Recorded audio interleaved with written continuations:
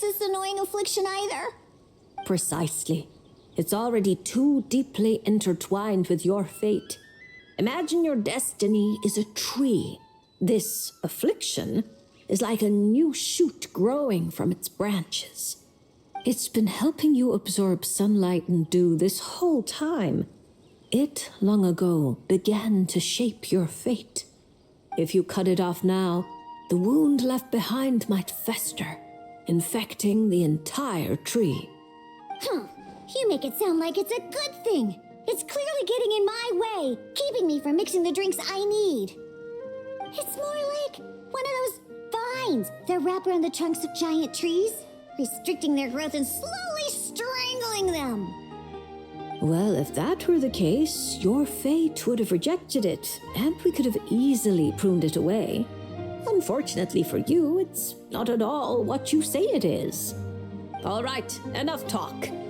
That should be enough to convince you I'm a legitimate fortune teller, yes?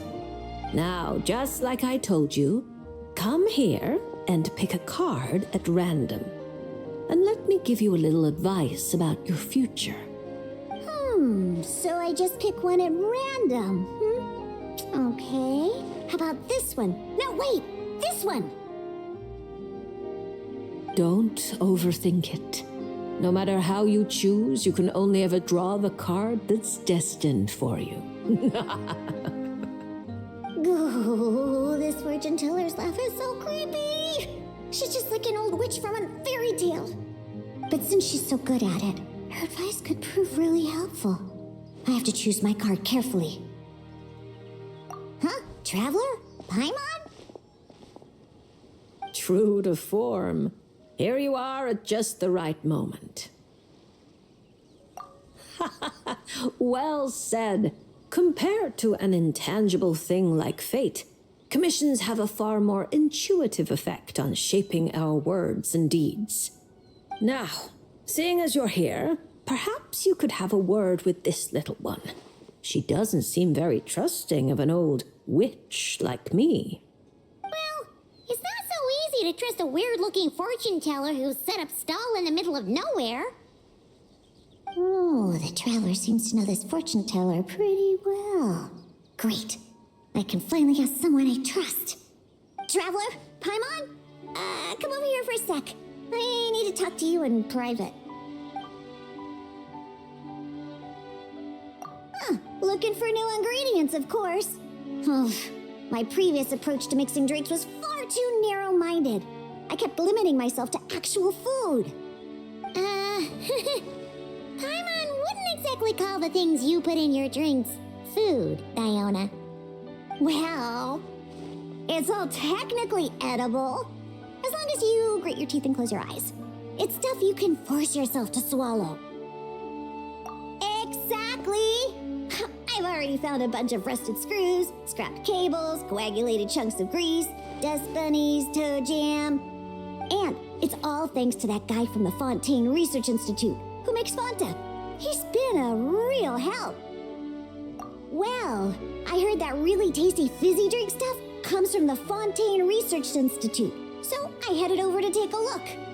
When I got there, Mr. Henri let me try a few bottles of the new Fanta flavors. Completely on the house. Mr. Henri doesn't smell of alcohol at all. Nope, he just smells like Fanta, sweet and tangy. Once stiff and you can tell he's a reliable sort of grown-up. And he was the one who suggested I come to this stall. He said my affliction is probably beyond the Research Institute's ability to analyze. But he heard that this weird fortune teller who showed up recently near the court of Fontaine, apparently everyone who's been here says she's crazy accurate.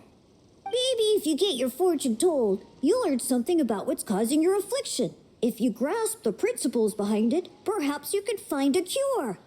Well, hard to argue with that logic.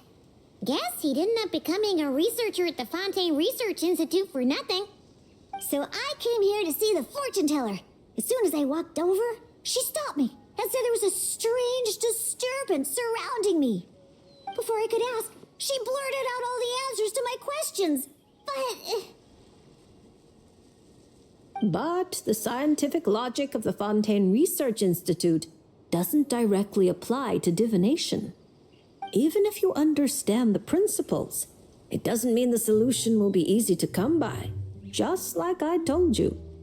Mysticism isn't built of bearings and bolts, and I can't simply repair your fate for you. Oh, are you telling me nothing can be changed? Then what's the point of drawing a card? By drawing a card, you may just find a tiny missing gear to fit into the wheel of fate. It may seem insignificant, but when installed correctly, the tiniest gears can still drive massive mechanisms. You're not just humoring me, are you? Traveler, what do you think? All right, if you say so. Then I'll take one.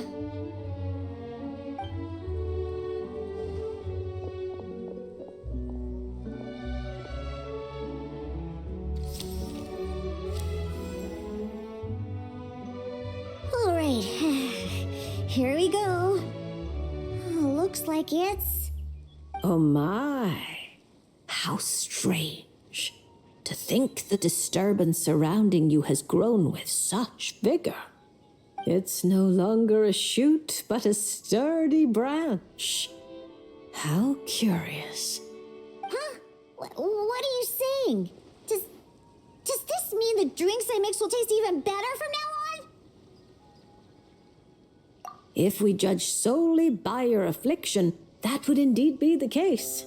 Furthermore, the card you drew is the reversed High Priestess, which means you've been too focused on the illusions before the veil, which is precisely why you've been unable to pass through it for so long. That doesn't sound like it has anything to do with mixing drinks. I thought this card would tell me what ingredients I need to use. The Lunar Arcana aren't known for creating recipes. At least, not yet. But mixing drinks isn't the only way to find the answers you're looking for. The answer is to teach those old booze hounds a lesson, so they never get drunk and cause trouble again. You're certainly driven, but while your body moves forward, your heart remains stuck. That's not true. I hate those weird old drunkards from the bottom of my heart, especially... I see. Then, have you talked to the one who fills your heart the most? What? How did you know I was thinking about one person in particular? I didn't even... Through divination, of course. Perhaps you should cast aside your impatience and confused emotions and tell him how you truly feel. You might find it more effective than trying to mix the most disgusting drinks in the world. What? There's no way he'll listen. Once he started drinking, he doesn't listen to anyone. Perhaps that was true before, but now you found a tiny gear from the wheel of fate. Return to its rightful place. Certain things might undergo subtle changes. You mean that? But it is just a card. Of course not that. I'm talking about your heart. Something which has already begun to change. My heart hasn't changed at all. Now, I need to go look for ingredients. How much is the divination fee? I can pay it in full. Oh my, what a well-mannered child. Much more endearing than that other little brat. But there's no need for a fee. Just consider this a gift from a witch. Thank you. If you ever come to Mondstadt, I can treat you to a drink. I guarantee it'll taste delicious. Mondstadt, you say? Yes, if I get the chance, that might not be such a terrible idea. And thank you for helping me out, Traveler and Paimon. No matter the trouble, Paimon and the Traveler will swoop in and save the day. But swooping in is thirsty work. So, once we're done, we wouldn't say no to some of your tasty drinks, Diona. It's a deal. Next time you're in Mondstadt, I'll treat you to the best drinks you ever tasted. The kind with absolutely zippo alcohol.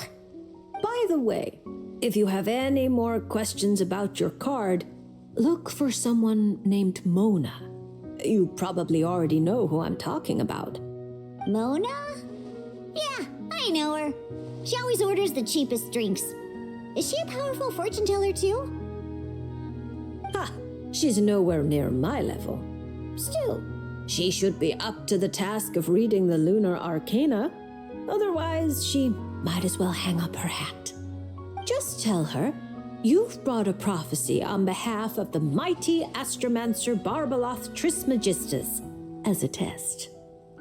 Don't worry. As long as you say that, she'll do her best to interpret it for you. I think I got that. Astromancer Barbaloth Trismegistus. Yes, that's a long name. Come to think of it, isn't Mona's name really long too? I think it was the what was it again?